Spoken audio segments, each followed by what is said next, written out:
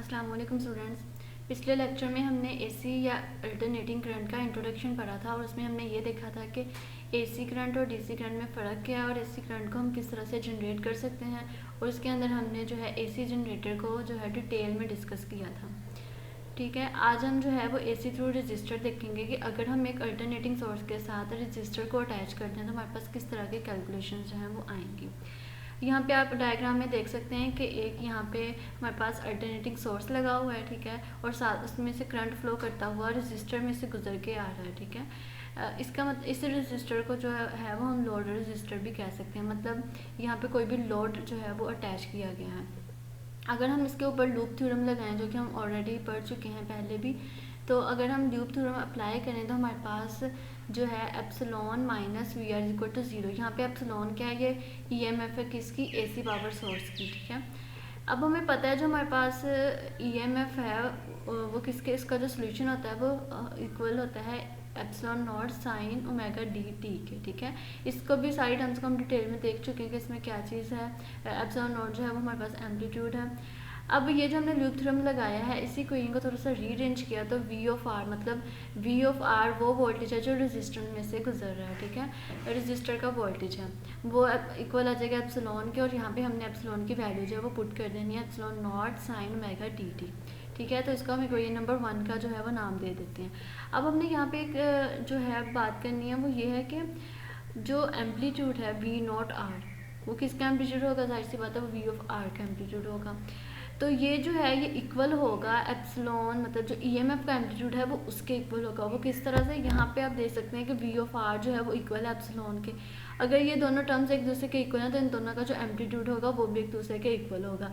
इसलिए जो equation number 1 है उसके अंदर हम लिख सकते हैं कि जो एप्सिलॉन नॉट है वो बराबर है वी नॉट आर के। तो इक्वेशन 1 में हमने जो एप्सिलॉन नॉट है उसकी जगह वी नॉट आर जो है वो पुट कर दिया, तो हमारे पास ये इक्वेशन बन गई कि V of R is equal to V not R sine omega D T. ठीक है, अब ये देखें कि अब हमने क्या देखना, अब हमने रजिस्टर में से गुजरने वाला करंट देखना है। तो करंट आई होगा और हमें पता है अगर हम रजिस्टर की बात कर रहे हैं तो उसके साथ छोटा सा आर आ जाएगा। बाय ओहम्स लॉ हम इजीली जो करंट है उसकी इक्वेशन लिख सकते हैं, वो किस तरह से, V is equal to I R, और यहाँ पे हम जो है करंट लेना चाह रहे हैं तो उसी इक्वेशन को हमने रीअरेंज किया तो I R is equal to V R over capital R हमारे पास आ गया। ठीक है, यहाँ से हमने वी आर की वैल्यू वो पुट करनी है जो हमने अभी अभी जो है क्वेश्चन नंबर 1 को यूज़ करते हुए निकाली है। ठीक है, तो यहाँ पे हम वो वैल्यू पुट कर देंगे V not R sine omega D T. इसको हम क्वेश्चन नंबर 2 का जो है वो नाम दे देते हैं। अब हमने बात करनी है कि जो करंट है रजिस्टर में से गुजरने वाला जो करंट है उसको हम इस तरह से भी लिख सकते हैं। जाहिर सी बात है अगर हमने ईएमएफ को उसके जो है एम्पलीट्यूड फॉर्म में लिखा है, फिर हमने वोल्टेज को लिखा है, तो इसी तरह से हम करंट को भी लिख सकते हैं। तो करंट भी सेम ईएमएफ और वोल्टेज की तरह वैसे आ जाएगा, I R is equal to I not R sine omega D T minus phi. अब यहाँ पे फाई क्यों आया, ये फाई जो है हमारे पास यहाँ पे फेस को जो है वो रिप्रेजेंट कर रहा है। ठीक है, और आई नॉट आर हमारे पास क्या है, ये हमारे पास एम्पलीट्यूड है। अब हमने क्या करना है, क्वेश्चन नंबर 2 और क्वेश्चन नंबर 3 को जो है हम कंपेयर कर लेते हैं। देखें, क्वेश्चन नंबर 2 जो है वो भी करंट की क्वेश्चन और जो क्वेश्चन नंबर 3 है वो भी करंट की क्वेश्चन है, इसलिए हम इन दोनों को कंपेयर करके लिखें तो हमारे पास इस तरह से बन जाएगी कि sine V not R over R sine omega D T is equal to I not D sine omega D T minus five. ठीक है, तो यहाँ पे थोड़ी सी ये मिस्टेक हुई है कि साइन ओमेगा डी टी को मैंने जो है V not R over R के दूसरी साइड पे लिख दिया, इससे कोई जो है वो इशू नहीं होगा। अब हमने क्या करना है कि यहाँ पे जो हमारे पास एंगल फाई है उसको हम ज़ीरो पुट कर लेते हैं। ठीक है, जब हमने एंगल को ज़ीरो पुट किया तो ये वाली टर्म यहाँ से ख़त्म होगी फाई वाली, तो हमारे पास जो ये वाली टर्म जब यहाँ से ख़त्म हुई तो यहाँ पे भी साइन ओमेगा डी टी बचा और दूसरी साइड पे भी साइन ओमेगा डी टी बचा। दोनों साइड से साइन ओमेगा डी टी जो है वो कैंसिल हो गया, हमारे पास जो फाइनल इक्वेशन बनी वो V not R is equal to I not, और ये वाला आर हमने दूसरी साइड पे ले जाके मल्टीप्लाई कर दिया, तो ये वाली इक्वेशन हमारे पास बन गई। अगर हम कंपैरिजन करें इक्वेशन 1 का और इक्वेशन 2 का, तो हमें यहाँ से पता चलता है कि जो वी आर और जो आई आर है वो दोनों साइन ओमेगा डी टी के फंक्शन है। ठीक है, मैं आपको दोबारा से इक्वेशन नंबर 1 और इक्वेशन नंबर 2 दिखा देती हूँ। देखें, ये इक्वेशन नंबर 1 है। ठीक है, इसमें वी आर जो है वो साइन ओमेगा डी टी का जो है वो फंक्शन है। ठीक है, इसी तरह अगर हम बात करें इक्वेशन नंबर 2 की आई ऑफ आर की, तो वो भी साइन ओमेगा डी टी का फंक्शन है। अगर इसका मतलब है कि अगर ये दोनों जो हैं वो साइन ओमेगा डी टी के फंक्शन है तो जो हमारे पास करंट और वोल्टेज है वो दोनों जो हैं इन फेज़ हैं, ठीक है। इन फेज़ होने का क्या मतलब है कि इनका जो मैक्सिमा और मिनिमम है वो एक ही पॉइंट पे है। जैसे कि इस डायग्राम में आप देख सकते हैं, यहाँ पे आप देखें कि एक जो हमारे पास ब्लैक वाली जो वेव है वो हमारे पास वोल्टेज की करंट वैल्यू है, और जो रेड वाली है वो हमारे पास करंट की वैल्यू, ठीक है। इनका मैक्सिमा और मिनिमा यहाँ पे देखिए, जो एक वर्टिकल लाइन है वो इनके मैक्सिमा की को हमने कट किया हुआ। आप देख सकते हैं कि जो दोनों का मैक्सिमा है वो एक ही पॉइंट पे है, ठीक है। इससे ये साबित होता है कि हमारे पास जो वोल्टेज और करंट है रजिस्टर में से गुजरने वाला, उन दोनों की जो वैल्यू है वो सेम है, ठीक है, और वो दोनों इन फेज़ हैं। ये जो डायग्राम है इसको फेज़र डायग्राम कहते हैं। फेज़र डायग्राम को देखते हुए हम फेज़र एनालिसिस करेंगे, ठीक है। सबसे पहले हम बात करते हैं कि फेज़र एनालिसिस होगा क्या। इसमें हम ये देखेंगे कि जो हमारे पास वेरिंग क्वांटिटीज़ हैं, कौन कौन सी, वोल्टेज और करंट, ठीक है। इनको हम वेरिंग क्वांटिटीज़ क्यों कह रहे हैं, क्योंकि टाइम के साथ दोनों जो है वो वेरी कर देंगे। तो इन दोनों को, इनकी क्या क्या प्रॉपर्टीज़ हैं उसको हम फेज़र एनालिसिस में देखेंगे। तो सबसे पहले बात करते हैं फेज़र वेक्टर की। तो फेज़र वेक्टर क्या होता है? फेज़र वेक्टर एक ऐसा वेक्टर है जो कि अपने ओरिजिन के अराउंड जो है वो रोटेट करता है, ठीक है। और फेज़र वेक्टर की कुछ प्रॉपर्टीज़ होती हैं। कौन कौन सी प्रॉपर्टीज़ हैं? सबसे पहले है angular speed of phasor. Angular speed of phasor हमें ये बताता है कि हमारे पास जो वोल्टेज और करंट का एम्पलीट्यूड है, मतलब करंट का जो एम्पलीट्यूड है वो हमने I0R लिया था, और जो हमारे पास वोल्टेज का एम्पलीट्यूड है उसको V0R लिया था, ठीक है।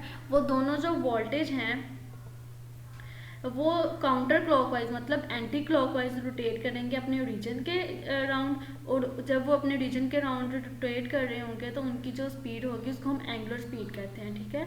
और वो जो एंगुलर स्पीड उनकी होगी वो किस फ्रीक्वेंसी के साथ रोटेट करेंगे, वो ओमेगा डी के साथ जो है वो ओमेगा डी जो इनकी फ्रीक्वेंसी होगी। ये तो हमें सोल्यूशन वाली जो इक्वेशंस है उनसे भी पता चलता है कि जैसे अगर हम EMF वाली इक्वेशन की बात करें तो epsilon is equal to epsilon not sine omega D T. इसमें जो ओमेगा डी है वो हमारे पास फ्रीक्वेंसी है, ठीक है। इसी तरह वोल्टेज वाले में, इसी तरह से करंट वाले में। नेक्स्ट है हमारे पास length of phasor. Length of phasor हमारे पास क्या है कि जो फेज़र वेक्टर की लेंथ है वो किस चीज़ को रिप्रेजेंट करेगी, वो एम्पलीट्यूड को रिप्रेजेंट करेगी, ठीक है, कि किस वाली क्वांटिटी का कितना एम्पलीट्यूड है। जैसे कि अगर ये पीछे वाली डायग्राम की तरफ हम देखें, इसमें जो रेड वाली हमारे पास करंट है, रेड वाली जो वेव है वो करंट को रिप्रेजेंट कर रही है। तो इसमें देखें इसका जो एम्पलीट्यूड है वो कम है एज़ कम्पेयर टू वोल्टेज, ठीक है। वोल्टेज वाले का एम्पलीट्यूड ज़्यादा है और आई वाले का एम्पलीट्यूड जो है वो कम है, ठीक है। ये वर्टिकल लाइन से हमें ये पता चल रहा है। इन फेज हैं लेकिन दोनों के एम्पलीट्यूड में फ़र्क है। तो वो जो एम्पलीट्यूड है उसको हम जो है लेंथ ऑफ फेज़र में डिस्कस करेंगे। अब हम बात करते हैं प्रोजेक्शन ऑफ फेज़र की। जो हमारे पास प्रोजेक्शन ऑफ फेज़र है ये हमें ये बताता है कि वर्टिकल एक्सिस के ऊपर जो हमारे पास वोल्टेज और करंट है वो किस तरह से टाइम के लिहाज से चेंज हो रहे हैं, ठीक है। दोबारा से मैं इसी डायग्राम की तरफ आती हूँ। यहाँ पे आप देख सकते हैं कि I और V मतलब करंट और वोल्टेज दोनों जो हैं वो टाइम के लिहाज से चेंज हो रहे हैं। तो ये चीज़ जो है हमें प्रोजेक्शन ऑफ फेज़र जो है वो बताती है, ठीक है। लास्ट में हमारे पास है रोटेशन एंगल। रोटेशन एंगल हमें क्या बताता है कि जो रोटेशन एंगल ऑफ फेज़र है वो इक्वल है phase of alternating quantity at any time, ठीक है। फेज़र वेक्टर की जो है प्रॉपर्टीज़ को तो हमने डिस्कस कर लिया। अब हम देखते हैं कि फेज़र डायग्राम क्या होती है, ठीक है।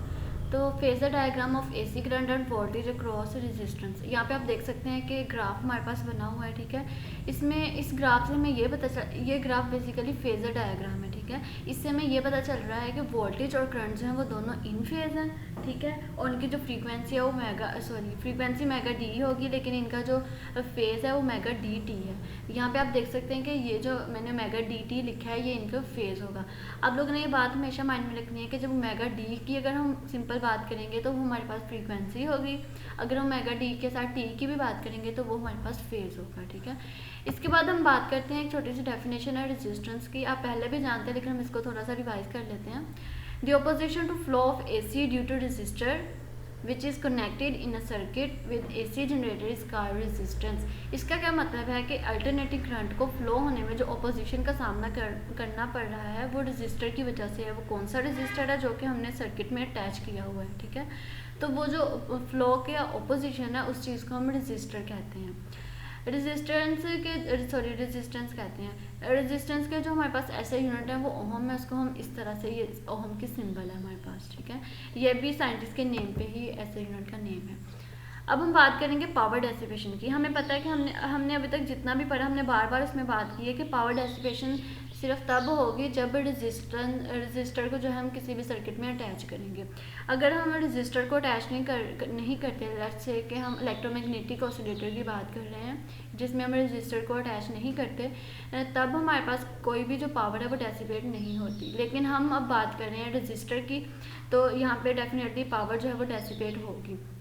वो पावर डेसिपेट हमारे पास होती क्या है कि instantaneous rate at which energy is dissipate in a resistor is called power dissipation, ठीक है। वही कि वो रेट जिसकी वजह से हमारे पास जो एनर्जी है रजिस्टर के अंदर डेसिपेट होगी, उसको हम पावर डेसिपेशन जो है उसका नाम देंगे। हम इसको थोड़ा मैथमेटिकली देख लेते हैं। हमें पता है जो पावर है वो इक्वल होती है आई स्क्वायर आर के, ठीक है। यहाँ पे आई के साथ आर इसलिए लिखा गया है क्योंकि हम बात कर रहे हैं पावर डेसिपेशन ऑफ रजिस्टर, तो हम फिर उस करंट की बात करेंगे जो रजिस्टर में से पास हो रहा है, ठीक है। तो यहाँ पे आई ऑफ आर की अगर हम वैल्यू पुट करें तो I naught square R sine square omega T T minus 5, मतलब इस आई आर की जगह हमने इसकी वो वैल्यू पुट की जो हमने पीछे भी लिखी थी, I not R sine omega D T minus 5। तो यहाँ पे स्क्वायर है, इस वजह से सारी जो टर्म्स हैं वो स्क्वायर में आ जाएंगी, और ये वाला जो आर है वो मैंने आई नॉट स्क्वायर के बाद लिख दिया, ठीक है। अब ये तो हमारे पास पावर आ गई। हमने बात करनी है कि एवरेज पावर जो है वो कितनी डेसिपेट हो रही है। अगर हम एवरेज पावर की बात करें तो हम आपको पता है जो एवरेज हमारे पास क्वांटिटी होती है उसको इस तरह वाली ब्रैकेट से हम डिनोट करते हैं, ठीक है। तो यहाँ पे हम बात करेंगे पावर, एवरेज पावर की, तो sign square omega D T minus 5 की जब अगर हम एवरेज वैल्यू की बात करें तो 1/2 होती है। वो किस तरह से 1/2 होती है, यहाँ पे आपने एक और बात का भी ख्याल रखना है कि साइन के ऊपर स्क्वायर होना ज़रूरी है। अगर हम साइन थीटा की सिंपल बात करें या sign omega D T minus 5 की सिंपल बात करें किसी पावर के बगैर, तो उसकी जो एवरेज वैल्यू होगी वो 0 होगी। लेकिन यहाँ पे हम साइन स्क्वायर की बात करें तो साइन स्क्वायर की वैल्यू 1/2 होगी। वो कैसे, क्योंकि जो साइन होता है उसकी वैल्यू 0 से 1 होती है, और 0 और 1 को ऐड करके 2 बाई डिवाइड करें तो हमारे पास 0.5 आता है, जिसको हम 1/2 लिख सकते हैं, ठीक है। तो जो साइन स्क्वायर है उसकी हमारे पास, इसी तरह कोस स्क्वायर की भी जो हमारे पास एवरेज वैल्यू होती है वो 1/2 होती है। तो यहाँ पे हमने इस इक्वेशन में sign square omega T T minus 5 की जगह उसकी एवरेज वैल्यू 1/2 लिख दी है, ठीक है। अब यहाँ से अब हमने क्या करना है कि स्क्वायर जो है उसको, सॉरी, तो हमने जो है यहाँ से स्क्वायर जो है उसको इस तरह से अरेंज कर लेना है कि जो आई नॉट स्क्वायर के ऊपर स्क्वायर है वो हमने 2 के ऊपर भी लेके जाना है, ठीक है। वो क्यों लेके जाना है वो आपको नेक्स्ट टाइम में मैं बताती हूँ। तो उसके लिए हम क्या करेंगे कि हम यहाँ पे जो 2 है उसके ऊपर स्क्वायर रूट ले लें, और अगर पूरी टर्म के ऊपर स्क्वायर लगा दें तो इस तरह से जो है वो कोई फ़र्क नहीं पड़ेगा, हम इस तरह से इसको कन्वर्ट कर सकते हैं। तो यहाँ पर जो हमारे पास टर्म बन गई I not R over square root of 2 whole square, इसको हम आई आर एम एस का स्क्वायर कहते हैं, ठीक है। अब आई आर एम एस क्या है हमारे पास, ये रूट मीन स्क्वायर वैल्यू है करंट की, ठीक है। तो इस इक्वेशन से हम कह सकते हैं कि जो हमारे पास पावर डेसिपेशन है रजिस्टर के अंदर वो इक्वल है करंट की आर एम एस वैल्यू का स्क्वायर इनटू रजिस्टर के, ठीक है। अब हम बात करेंगे रूट मीन स्क्वायर वैल्यू, वही जो आर एम एस वैल्यू और इफेक्टिव वैल्यू की बात करेंगे, ठीक है। अगर हम रूट मीन स्क्वायर का फॉर्मूला देखें तो हमारे पास इस तरह से होता है। अगर हम उसको इन टर्म ऑफ करंट लिखें तो I N M S is equal to square root of I square average value, ठीक है। ये जो हमारे पास ब्रैकेट है ये एवरेज वैल्यू को जो है वो रिप्रेजेंट कर रही है, ठीक है। अगर हम इसी प्रोसेस को जो है वो कैरी आउट रखें साइनसॉइडली करंट के लिए, हमने देखा जो करंट का हमारे पास वेव आ रही थी वो साइनसॉइडल थी, ठीक है। तो हमारे पास जो आई है उसका हमारे पास जो सोल्यूशन है हमने पीछे भी यूज़ किया, आई नॉट साइन ओमेगा टी, इसको हम लिख लेंगे, ठीक है। इस आई की जगह उसकी वैल्यू पुट कर देंगे। तो यहाँ से आई नॉट जो स्क्वायर है वो तो ब्रैकेट से बाहर आ जाएगा, बाकी जो वैल्यू है साइन स्क्वायर ओमेगा टी उसकी हम फिर से एवरेज वैल्यू लिखेंगे 1/2 जो हमने पीछे लिखी, ठीक है। तो इस तरह से फिर 1/2 का हमने स्क्वायर लेना है, ठीक है। वो ऑलरेडी स्क्वायर रूट के अंदर है तो वो इस तरह से हो जाएगा I naught square over 2 whole square, sorry I naught square over 2 whole square root. तो ये इसको हम इस तरह से लिख सकते हैं। तो ये हमारे पास जो है आर एम एस वैल्यू या फिर रूट मीन स्क्वायर वैल्यू है वो करंट की है। अब इस इक्वेशन को अगर आप देखें तो I naught over square root of 2 की जगह हमने आई एन एम एस लिखा है, ठीक है। तो पीछे हमने यही पुट किया था, ठीक है। इसकी जगह हमने उसका स्क्वायर पुट कर दिया था। उसके बाद अब अगर ये तो हमने जो है करंट की वैल्यू निकाली, इसी तरह आप जो है सेम वो है वोल्टेज की निकाल सकते हैं। ठीक है, ये आप लोगों ने खुद निकाल लेना है। तो आपके पास जो वोल्टेज की RMS वैल्यू आएगी वो आएगी V0/√2। तो ये था आज का लेक्चर। उम्मीद है आप लोगों को सब समझ आ गया होगा। आज हमने क्या क्या डिस्कस किया, हम थोड़ा सा जो है समरी की तरफ चलते हैं।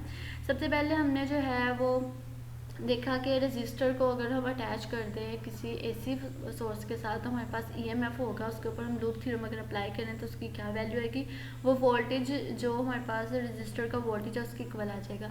फिर हमने EMF का सोल्यूशन देखा कि वो इक्वल है E0 sin ω/dt। इसी तरह हमने करंट और वोल्टेज का सोल्यूशन देखा।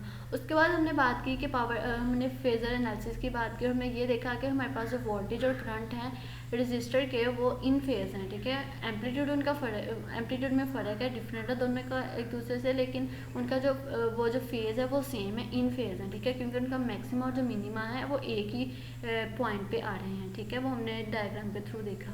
उसके बाद हमने पावर डेसिपेशन की बात की। हमने कहा कि अगर रजिस्टर को अटैच कर दें तो कोई ना कोई पावर ज़रूर डेसिपेट होगी। हमने फिर पावर डेसिपेशन की बात की, उसकी एवरेज वैल्यू की बात की। ठीक है, फिर हमने इसी तरह करंट की एवरेज वैल्यू की बात RMS की बात की। इसी तरह हमने फिर वोल्टेज की RMS वैल्यू की बात की। इसके अलावा हमने फिर इसमें एक फेजर एनालिसिस की बात की। फेजर एनालिसिस में हमने किन किन चीज़ों को डिस्कस किया, हमने फेजर वेक्टर को देखा, हमने जो है एंगुलर स्पीड को देखा। इसके अलावा हमने जो है जो हमारे पास वोल्टेज और करंट है रजिस्टर का उसकी हमने लेंथ की बात की, फेजर लेंथ की बात की। ठीक है, उसके अलावा जो है इसमें हमने एंगल की बात की और इसमें हमने एक छोटी सी डेफिनेशन रेजिस्टेंस की देखी, उसके ऐसे यूनिट को देखा। उम्मीद है आप लोगों को आज का लेक्चर समझ आ गया होगा। Thank you.